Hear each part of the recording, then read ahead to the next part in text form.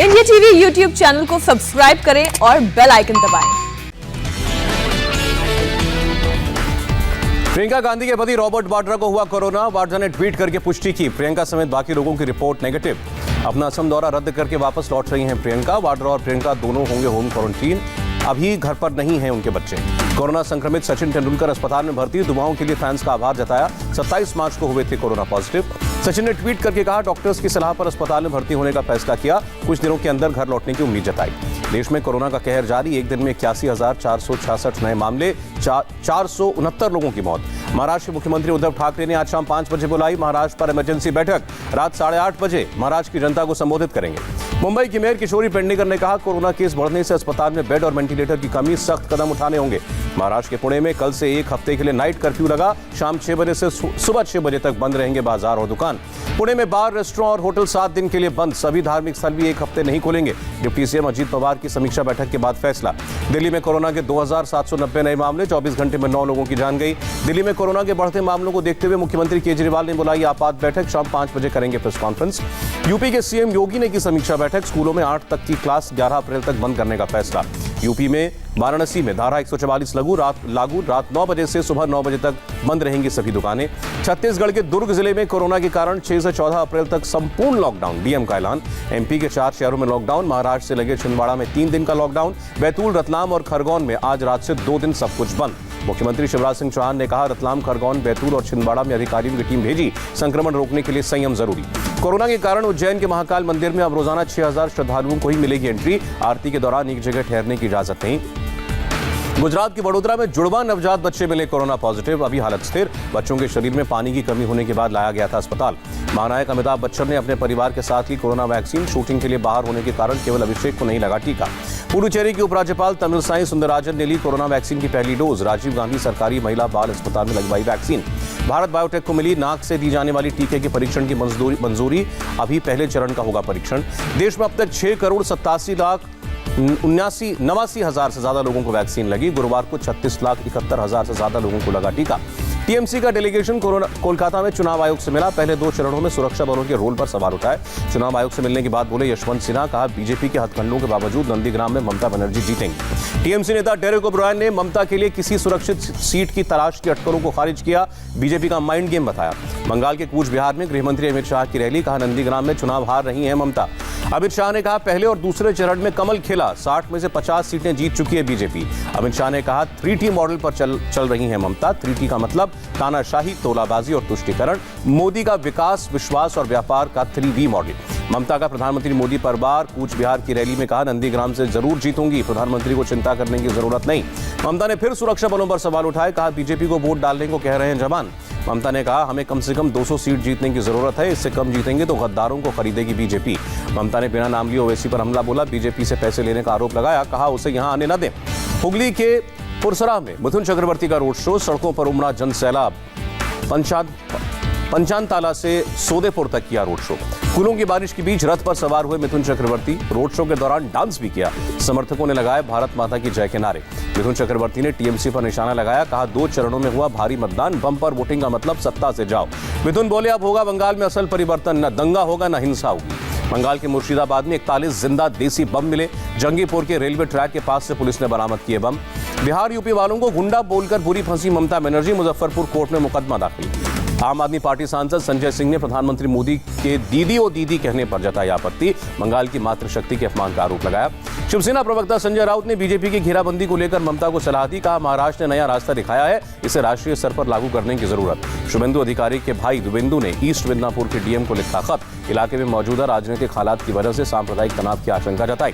केरल में प्रधानमंत्री मोदी की रैली। कहा यूडीएफ और एलडीएफ के शासन से लोग ऊब चुके हैं, अब चाहते हैं बीजेपी का विकास का एजेंडा। प्रधानमंत्री मोदी ने केरल में घोटालों को लेकर हमला बोला। कहा एलडीएफ और यूडीएफ ने किए 7 पाप।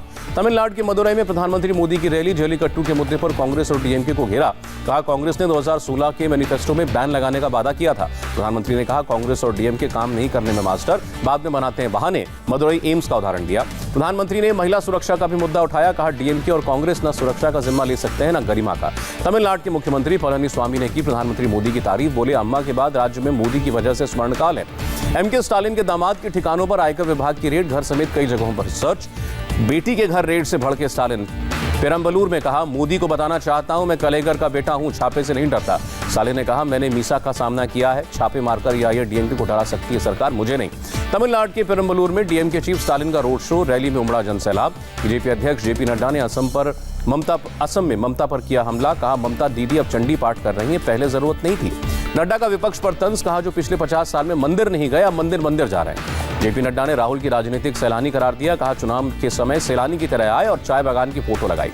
असम के करीमगंज ईवीएम मामले में चुनाव आयोग का बड़ा एक्शन, 4 पोलिंग अफसर सस्पेंड। चुनाव आयोग ने करीमगंज के बूथ नंबर 149 पर दोबारा वोटिंग का फैसला किया। पोलिंग अफसर को कारण बताओ नोटिस जारी किया गया। कल रात असम के करीमगंज में एक निजी गाड़ी में ईवीएम ले जाने पर मचा था बवाल। लोगों की भीड़ ने गाड़ी पर हमला बोला। आयोग ने कहा, पाथरकांडी सीट पर वोटिंग के बाद चुनाव आयोग की कार खराब हुई, दूसरी कार पर ले जाई गई ईवीएम, कार पर हमला करने वालों पर भी एफआईआर। बीजेपी उम्मीदवार कृष्णेंदु पाल की कार में ले जाई गई थी ईवीएम। प्रियंका गांधी ने कहा, शिकायतों पर गंभीरता से जांच करे चुनाव आयोग। असम ईवीएम मामले में राहुल गांधी की चुटकी, कहा आयोग की गाड़ी खराब, बीजेपी की नीयत खराब, देश में लोकतंत्र की हालत खराब। असम ईवीएम कांड पर कांग्रेस हमलावर सुरजेवाला ने पूछा, आयोग को पूरे असम में बीजेपी उम्मीदवार की ही गाड़ी मिली। सुरजेवाला ने कहा, चुनाव आयोग देश को सच बताए, बीजेपी के जिस उम्मीदवार की गाड़ी से ईवीएम मिली थी उसके खिलाफ क्या कार्रवाई हुई।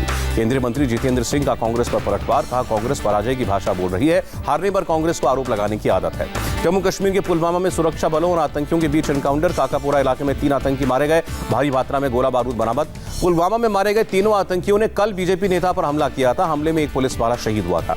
पुलवामा में एनकाउंटर के बाद रोड पर आए पत्थरबाज, सुरक्षा बलों को निशाना बनाया, जवानों ने खदेड़ा। पंजाब में मुख्तार अंसारी की एम्बुलेंस पर बड़ा खुलासा, यूपी सरकार के मंत्री सिद्धार्थनाथ सिंह का दावा, मुख्तार की एम्बुलेंस बुलेट प्रूफ थी, एम्बुलेंस पर बाराबंकी का नंबर था। मुख्तार अंसारी के कोर्ट में पेशी के दौरान यूपी नंबर की एम्बुलेंस के इस्तेमाल पर कार्रवाई। बाराबंकी पुलिस ने एफआईआर दर्ज की। मऊ की डॉक्टर अलका राय पर भी केस दर्ज। मऊ की डॉक्टर अलका राय की सफाई, कहा वो मेरा एम्बुलेंस नहीं है, मेरा उससे कोई वास्ता नहीं है। डॉन मुख्तार अंसारी को मोहाली कोर्ट से झटका, मोहाली की अदालत ने मुख्तार की खराब सेहत की दलील को खारिज किया। कोर्ट ने मुख्तार अंसारी की मेडिकल बोर्ड के गठन की मांग नामंजूर की। 12 अप्रैल को यूपी की जेल से वीडियो कॉन्फ्रेंसिंग के जरिए पेश होने का आदेश दिया। एंटीलिया मामले में एनआईए ने संदिग्ध महिला को हिरासत में लिया। एनआईए ने 12 घंटे से ज्यादा पूछताछ की। महिला का नाम है मीना जॉर्ज। एनआईए सूत्रों के मुताबिक सचिन वाजे के ब्लैक मनी को सफेद करने का काम करती थी मीना। ट्राइडेंट पर नोट काउंटिंग मशीन के साथ दिखी थी महिला। सचिन वाजे का नया सीसीटीवी वीडियो सामने आया। ऑडी गाड़ी के साथ दिखा वाजे और विनायक शिंदे। मुंबई के बांद्रा वर्ली सीलिंग की तस्वीर। मुंबई के गिरगांव में क्लब में एनआईए की 4 घंटे तक रेड। नरेश बुकी से क्लब के मालिक और मैनेजर के कनेक्शन का शक। सूत्रों का दावा, क्लब के मालिक ने नरेश बुकी को दिए थे सिम कार्ड, बुकी ने सचिन वाजे को सिम कार्ड दिए। मनसुख हिरेन की हत्या में हुआ सिम कार्ड का इस्तेमाल।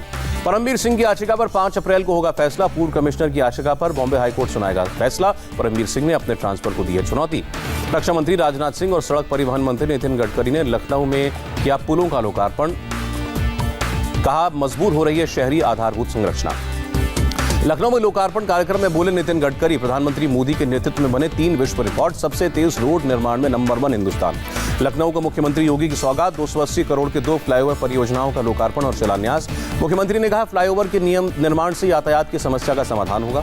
यूपी के सीएम योगी ने भारत भ्रमण पर निकले बच्चों से मुलाकात की। लखनऊ पहुंचे थे आंध्र प्रदेश के 21 आदिवासी बच्चे।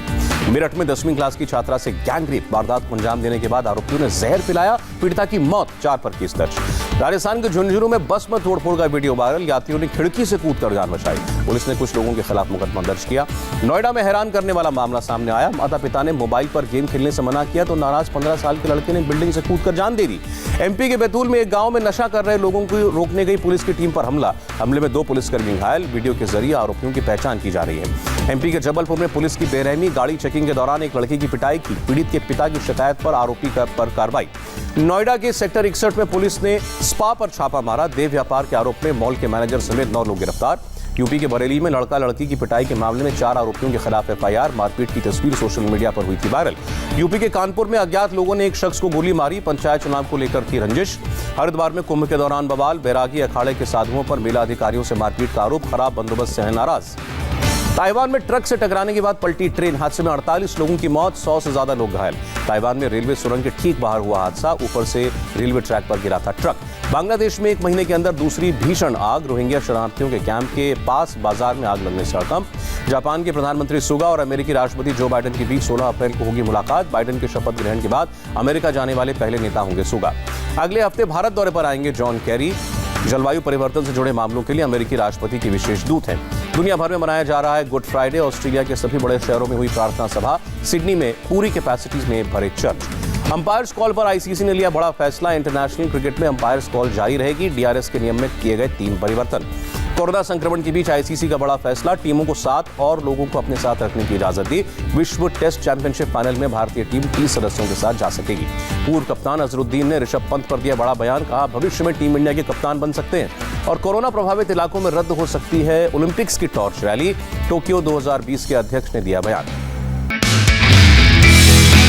नमस्ते, मैं हूं मीनाक्षी जोशी। वीडियो और खबरों से अपडेट रहने के लिए India TV YouTube channel subscribe करें, बेल आइकन दबाना ना भूलें। जुड़े रहें इंडिया टीवी के साथ।